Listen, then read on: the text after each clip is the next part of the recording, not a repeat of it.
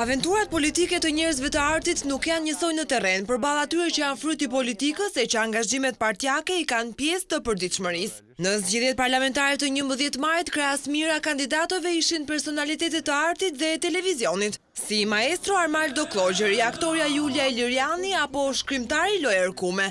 Vetëm ky i fundit ja doli të sigurojë një karrige në kuvendin e 4 viteve të ardhshme, fal pozicionit komod në listat e mbyllura të Partisë Socialiste.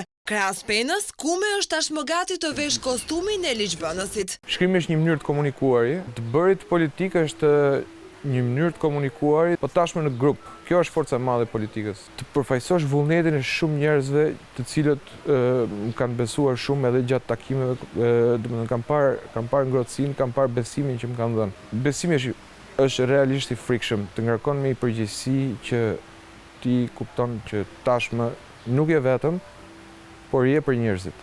Gara në listat e hapura ishte ashpër, veçanërisht për Partinë Demokratike.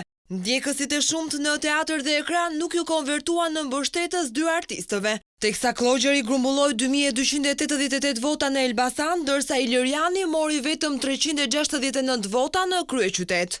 Kur shkoja në për disa fshatra që bënim takime me banor, më shikonin dhe thoshin, "Ore, po ku e kam parë këtë fytyrën?"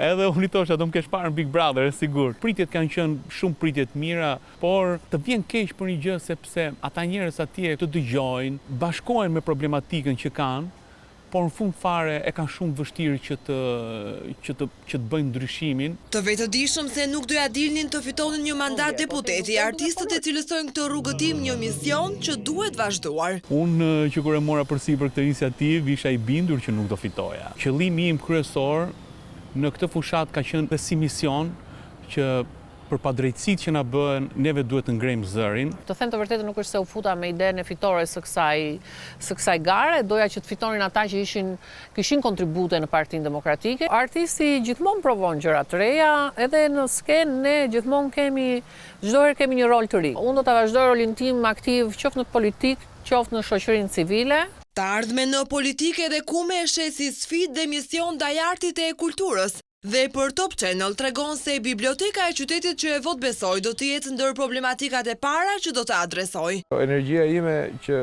orientohet drejt kulturës, sigurisht që do pasqyrohen në kuvendin shqiptar. Biblioteka është një kauzë e madhe, besoj e çdo dursaku, edhe të atyre që nuk lexojnë. Do bëj çmos që është në vullnetin tim, po edhe në vullnetin e institucioneve që të ndryshojmë realitetin e bibliotekës Durrësit.